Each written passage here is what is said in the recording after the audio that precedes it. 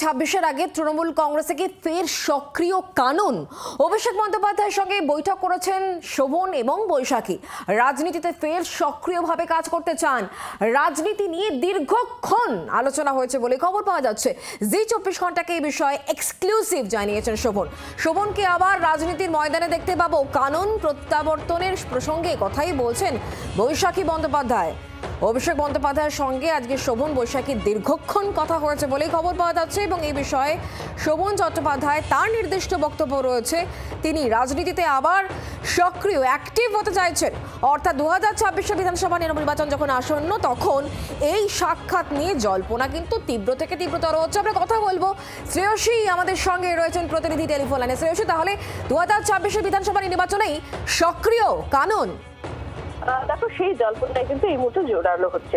তার কারণ তৃণমূলের সভাপতি সাধারণ সম্পাদক অভিষেক বন্দ্যোপাধ্যায়ের সঙ্গে আজকে শোভন চট্টোপাধ্যায় এবং বৈশাখী বন্দ্যোপাধ্যায় তারা দীর্ঘক্ষণ বৈঠক করেছেন এবং কার্যত এভাবে একক যে সাক্ষাৎ, সেই সাক্ষাৎ কিন্তু খুব সাম্প্রতিককালে কিন্তু এভাবে হয়নি। ফলে সেই জায়গা থেকে দাঁড়িয়ে যেখানে শোভন চট্টোপাধ্যায় তিনি প্রতিক্রিয়া দিতে গিয়ে তিনি বলেছেন যে তিনি ফের রাজনীতিতে সক্রিয় হতে চান, তৃণমূলের কর্মসূচিতে তিনি অংশগ্রহণ করতে চান, সেই বিষয়টা তিনি অভিষেক বন্দ্যোপাধ্যায়ের কাছে তিনি জানিয়েছেন এবং তার কথা তিনি বলেছেন। ফলে এবং বৈশাখী বন্দ্যোপাধ্যায় তিনি বলেছেন যে সেক্ষেত্রে তারা আশা করছেন যে ফের শোভন চট্টোপাধ্যায় তিনি সক্রিয় হবেন। ফলে সেই জায়গা থেকে দাঁড়িয়েই কিন্তু কার্যত এই জল্পনাটাই এই মুহূর্তে তুলবে যে ফের কি তাহলে সেক্ষেত্রে সক্রিয় রাজনীতিতে দেখা যাবে শোভন চট্টোপাধ্যায়কে।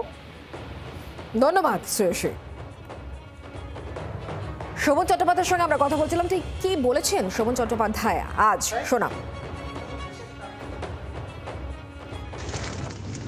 শোভনদা, আজ দীর্ঘদিন বাদে যেটা আমরা জানতে পারছি যে আপনার সঙ্গে অভিষেক বন্দ্যোপাধ্যায়ের একটা বৈঠক হয়েছে। আমি বৈশাখী দুজনে মিলেই গেছিলাম।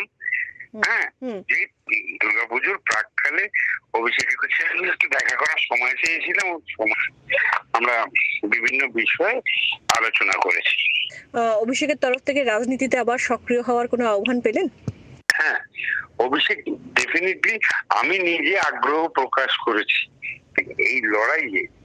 আমি একজন সাথী হবার জন্য আমার আগ্রহ প্রকাশ করে আমি ওর কাছে রেখেছি। আমরা মনে করেছি যে আমাদেরও এখানে যদি কোথাও কোনো ক্ষেত্রে কিছু কন্ট্রিবিউট করার থাকে আমরা ডেফিনেটলি কৃতজ্ঞ বোধ করবো।